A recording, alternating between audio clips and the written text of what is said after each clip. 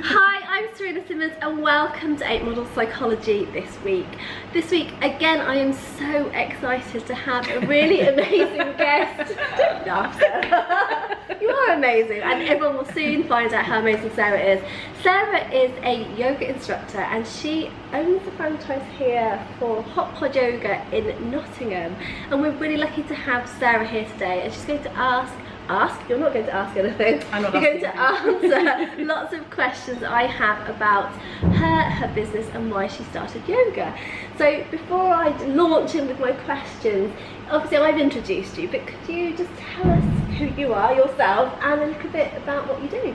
Yeah, absolutely. So I started Hotpod Yoga in 2014, and I came from a business background and just kind of rumbled towards 40 and just thought, God, okay, there has to be more to life than this. So kind of did a nice little sneaky sidestep out of corporate life and the pressures therein, and just wanted to do something. It took me about 4-ish years to really find something that kind of captured me and kind of lit my fire.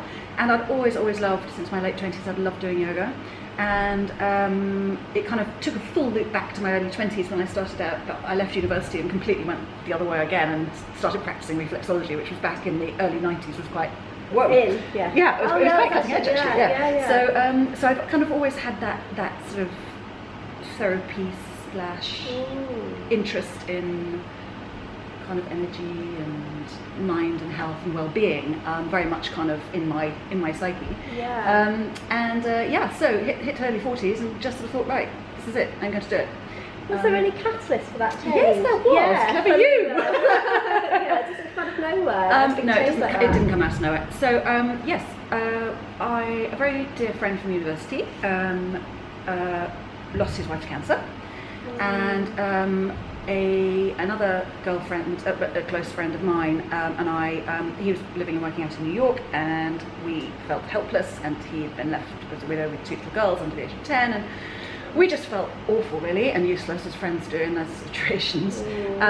So he was running the New York Marathon and raised an incredible amount for the Leukemia and Cancer Trust, and we decided to do what we could do, anything practical to help. So we looked after the girls for him whilst he was running. So we went out to New York for 5-6 days, and it was a really intensely amazing experience on many levels, but he had just started, since his wife's death, getting into hot yoga. And my only experience ever of hot yoga had been the kind of Bikram styling, which, it gets a lot of slating nowadays, but, it had its place, and it did sort of break a few boundaries and whatever. And so I went to this yoga studio that was not Bikram and was Vinyasa flow, and suddenly realized that this was amazing. It was a different interpretation of a hot yoga that I'd never come across before.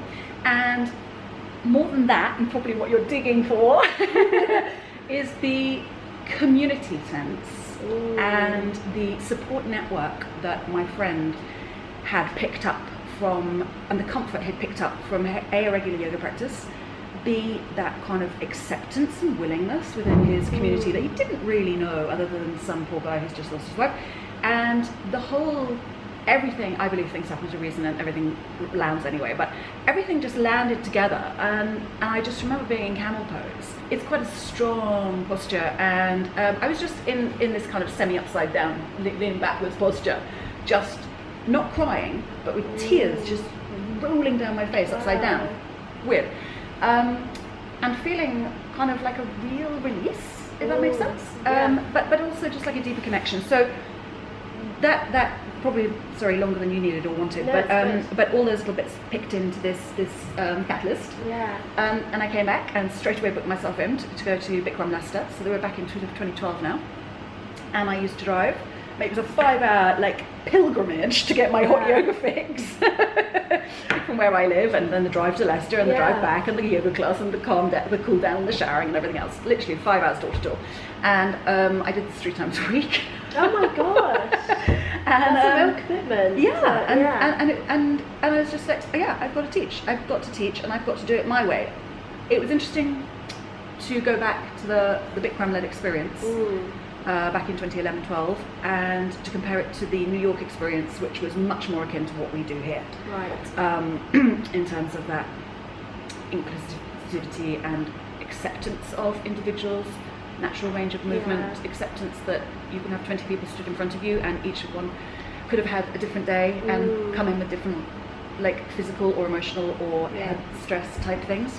There might be people watching that don't know the difference between Bikram and what you're doing. So can you just maybe just say a tiny bit about what Bikram is so that they know? For sure. So Bikram yoga started in the 70s in California. It's done in 40-ish to 44 degrees of heat, as high as they can get it, from my experience and memory. It's a 90-minute class versus ours, which is a 60-minute class. And the difference in heat. Absolutely, we run at 37, which allows you to really, you know, you feel like you're working, you still feel like you're doing stuff. But it's not quite as punishing. Yeah. I mean, we all have slightly different thermostats within micro degrees, but it felt punishing to me. My Bikram practice started to feel like a punishment. And I knew I felt good after, and I knew I loved it, but you know, you're not encouraged to leave the room, you're not encouraged to stop when you want and have a rest, you're not encouraged to have water. And that is the polar opposite of what we do here, as you know, as you remember. Yeah. It is also a franchise. The brand itself took a bit of bashing back in 2012, for various different reasons about the founder. Yeah. You know, people can Google it if they're interested. Yeah. But Bikram yoga style did have a very big place for me, particularly around 2000, 2001, where it started to come on board, and it was revelatory in London, you know, just as a different thing to do, and you know, and everything evolves, and you know, happy days, here we are. Yeah, here you are. Yeah. With your own pod. Yeah. Looking lovely. I want to just take a little step back and just ask you a little bit about do you mind talking about the job that you had when you say the corporate world? Because a lot of people that watch videos here at 8, they are in current employment where they're not particularly happy. Okay. Or they're looking to make changes and do things that they feel evolve them. So including kind of doing yoga and doing things that expand themselves, but particularly in terms of your job, what was it that you did, and what were you lacking in that role, would you say? It became unfulfilling. It was essentially the same job I'd always been doing, but I felt, you know, it's always difficult to say, I felt that I was going to get out of it as much as I ever could personally. I don't do anything at sort of 50%. No, that doesn't come across at all. I'm kind of 100 girl. So whilst and you know, with that kind of everything at 100 miles an hour and like wholeheartedly pouring everything into it, the minute that I don't feel I can give everything is probably because my boredom threshold has been reached, or I felt I can't learn anymore. Maybe. So I had gone into sales, fallen into sales, as I think most people do in this country. Not really a career path like medicine, is it? Is it? No, you don't go to university and go, I'm going to be a salesperson. No, you're absolutely right. I will stand up for the sales community and say it's a very good profession. But it's, you know, you don't sit there at age 8 say, you know, I'm going to be a doctor or a salesperson. You know, students like that. I'm a real goal-focused person, so. You know, horribly materialistic, but hey, I was in my 20s. But I needed a mortgage, I needed a car, I needed this, I needed that, and just sort of living life really. And so within a sales environment, you know, that target setting, that very financial driven motivation type model really. I then hit my 30s, I got married. You know, other things were important in my life, not the badge on my cup. And so it just didn't capture my attention or my heart anymore, and I can't do anything that doesn't absorb me 100%. So and then you kind of talked about the catalyst that had you actually finally make that change. So it took something like that, like a process for you to actually finally jump off and decide. Was it quite a quick transition? I don't sense it could be. So how did you see that you could do this as a business, that it was a career? Well, I didn't know I was going to be doing this when I took my yoga teacher training. I just knew I had to put myself in a position whereby I just knew I had to teach hot yoga, and I didn't know what that looked like. And I did my teacher training, which was from April through till about September, and I then started just doing a little bit of teaching in our village hall because that's all I had access to. I then got an opportunity to work in a local community centre, so I started doing that. And then in the January of that year, I started advertising that I was going to be opening Hot Yoga, and check out my website and look out for me, and it'll be opening soon. And I had no idea what that looked like, but I knew I had to do it. So that's the ready, fire, aim approach. It's like, it's coming. It's like, build it and they will come. Even though you don't know what you're building. Let's put this in context. The advertisement was going to our local village magazine. Yeah? So it's not like I took out a full page at the front of the Times. But I just knew I was loving teaching yoga, the fulfillment that came from it, and I just knew that I had to do it. And so I looked at the franchise. Didn't feel it was for me. Again, being a self-starter and all those kind of like things, I just didn't feel that I could dance to someone else's drum. But actually, I then had to swallow my pride and realised that actually we're now in whatever month we were, and I started advertising in January, and I'm no closer.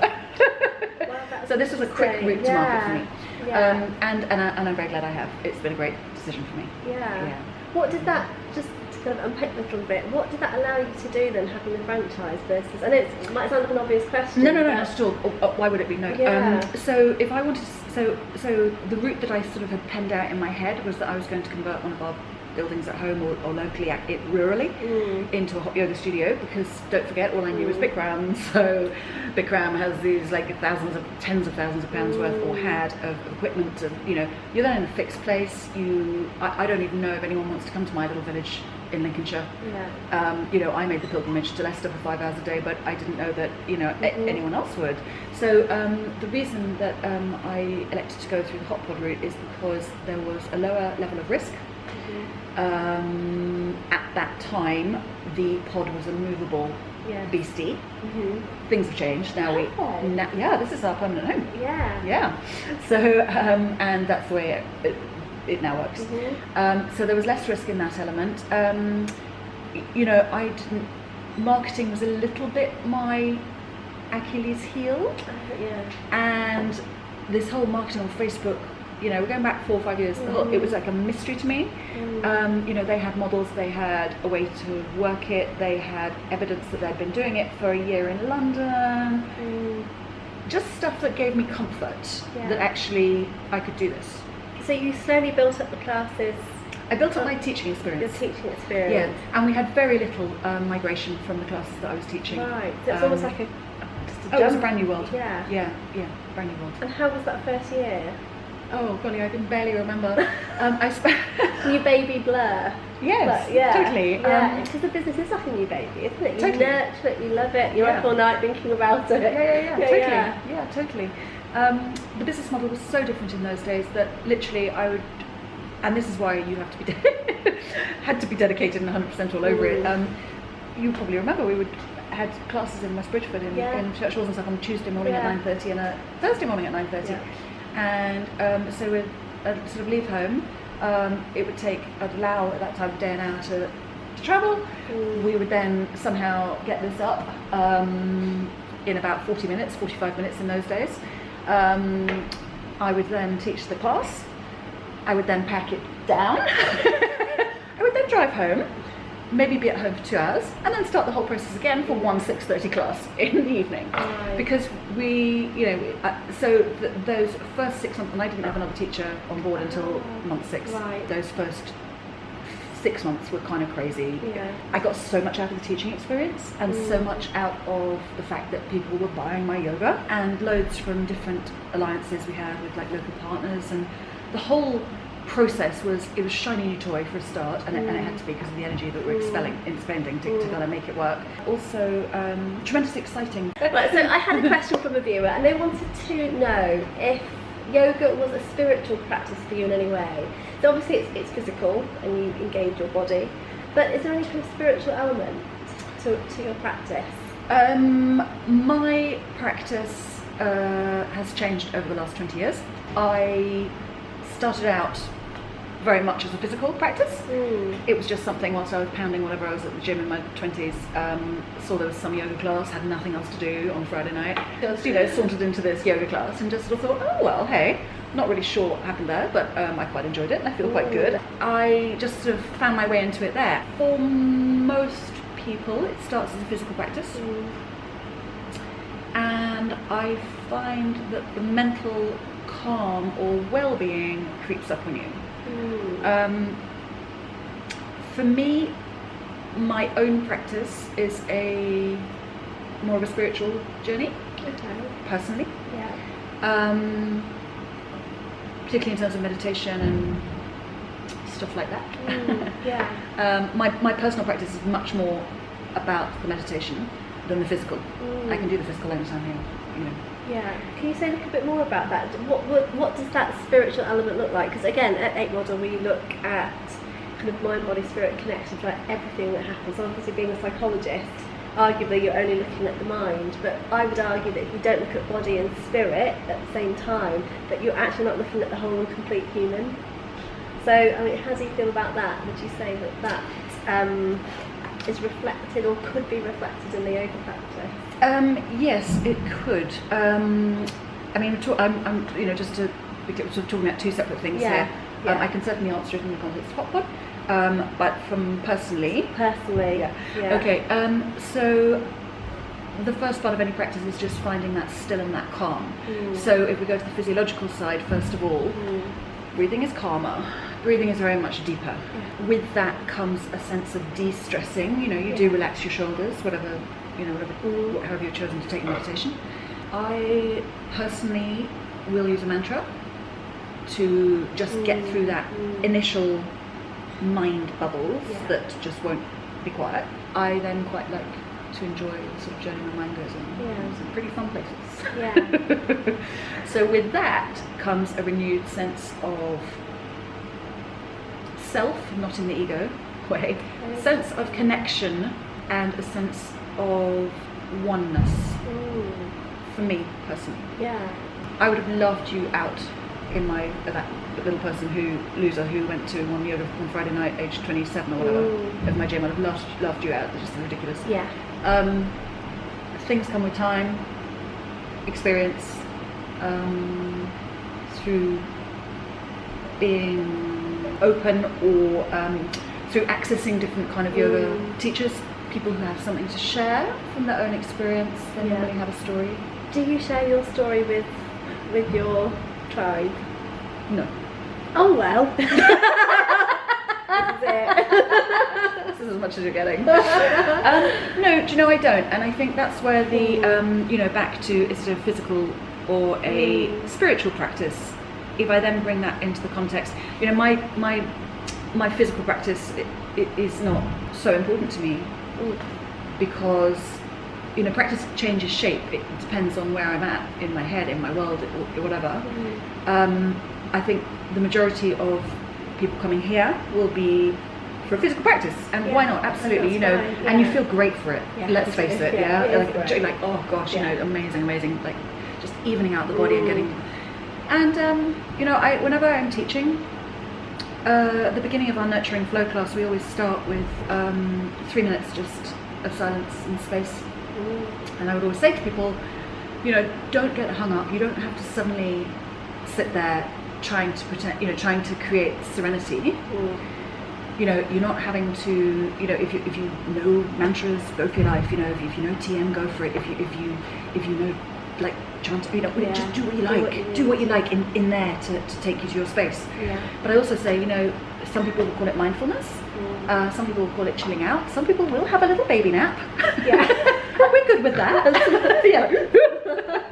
If that's what I don't know. It's like that crikey. If you lie down and stop your world for only 3 minutes, and your body just takes over and goes and sleep. You must need it, right? So in the context of Hotpod particularly, the classes are an open invitation. You're shutting your eyes.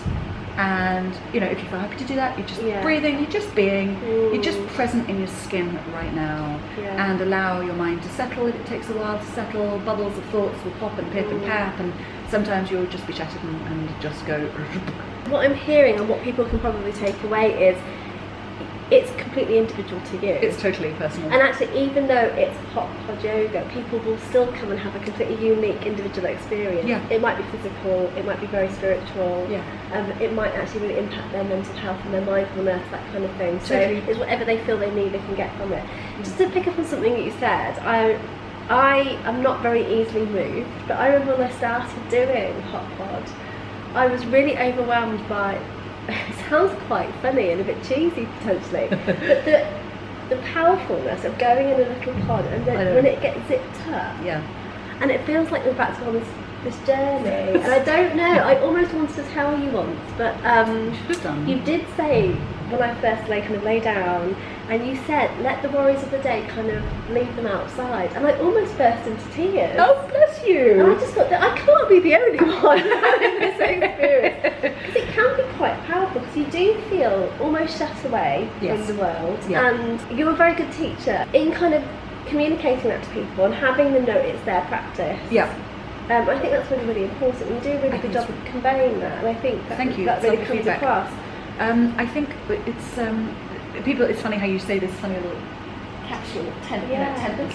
People do feedback and say it's like going in some spaceship travel thing. You just step out of life. You zip the doors behind you. I have a theory. I have two things to say actually on that. I have a theory. Maslow's hierarchy. Yes, I know all about it. Right. Yeah. So you know, you ain't worrying about level 5 if you haven't got a roof over your head. I'm not going to teach you this, don't worry. So in there, if you are hot and bothered, you sure ain't thinking about your inbox if you're breathing and going, crikey, it's quite hot in here, gosh, am I too hot? Should I have water? Should I sit down? Maybe I'm hot, maybe I'll take a rest. I'm going to take a rest. Okay, I'm back in the room. So I don't believe that that's where it comes back to the physiological side as well. You know, just that heat takes you to a different place. I also often describe it as muting things out. The minute you step in, the acoustics are very soft. It feels like a kind of, it just I don't know how to explain it. It just feels like it mutes out the noise that we're subject to day in, day out. And the second thing I wanted to say was to go back to that whole mindful / meditation. Very often the style of yoga that we do, vinyasa, which I just realised I didn't explain in context of Bikram, is called a moving meditation. So it might not feel very meditative in the first time you step in the pod and you're sort of thinking, she said a warrior, what? Where did I put my foot? God, I'm hot. That does happen occasionally. But as it becomes more familiar, when I see a class in front of me that are regulars I know really well, I'll get them to all shut their eyes during the vinyasa, the flow. Not when they're balancing, although that's always an option. But I would, you know, and they just zone out and completely move through a sequence of movements that they know like the back of the hand. But yes, so dulls out the noise. It just mutes life for even 60 minutes. And that's and the majority will be drawn in for the physical aspect, and that is great. And if that's all they ever get out of it, I'm happy. They're active, I'm happy. They're vibrant, they're doing something, they're moving their body. I would suggest that even for the busiest of minds, suspect that the moving meditation might just creep up and happen without it ever being acknowledged. It would be really interesting to know, because I'm sure there'll be some people watching this that do hot yoga or do Hotpod Yoga specifically. It'd be interesting to know what they think and how much kind of feedback they could give on that, because I imagine there'll be more people that experience the mental that possibly don't talk about it as much. That's really interesting. And I guess just kind of wrapping up then, if people are watching this and they'd like to give it a go, where can they see you, or where can they find out more about what you're doing here? Well, we have an amazing teacher team. There are 20 of us all together at the moment. Wow, I know. Good grief, that's grown. And across our 3 Nottinghamshire pods, we run 66 classes a week. Good team, really. Just waiting for that number to drift in. That's a change from back in the day. Right. So there is so much to go at. You know, everything from 7 a.m. to weekends to mornings to evenings to afternoons to lunchtime express in the city, whatever. So here we are today in our West Bridgeford port, which is housed, so on Wilford Lane, housed at Roco Health and Gym. So we're a tenant there. And we also have a wonderful sparkly studio in the city centre, just off Castlegate on Stamford Street. And we have a wonderful community over in Long Bennington, which is just between Newark and Grantham, so NG23. Great. And we are waiting to move into a specially built health and wellness centre in Newark, which is super exciting. And that will be coming as soon as possible. You obviously have all of these details on your website, which I'll put a link below for anyone that wants to find out any more. Is there anything that I haven't asked you that you think people will really benefit from knowing before we end this wonderful interview? All I would say, I think, is if you think that you might be interested in yoga, then I think you probably are. And it's, you know, someone's voice, their energy, how they, you know, just like in life, some people you gel with instantly and others just take a little more to want to, or actually you just kind of go, do you know, that's fine. Crack on, that's your fine. Life. Have a good day. We are who we are. So I would say if you think you might be interested in doing yoga, definitely explore it. There are so many different types, so many different disciplines, so many different approaches. The thought of the heat might send you kind of crazy, or like just like never. You know, don't give up, just research, look, go to a couple of classes, talk to the teachers that are teaching. And, you know, I think if you think you might be interested, you know, just go in with an open mind and, you know, it might surprise you. That's so lovely. Thank you. It's a lovely way to end that. It might surprise you. I'm so grateful, Sarah. Thank you so much. I really My appreciate absolute pleasure. Time. Thank you. Thank you. And what more can I say? All the details below. Check it out.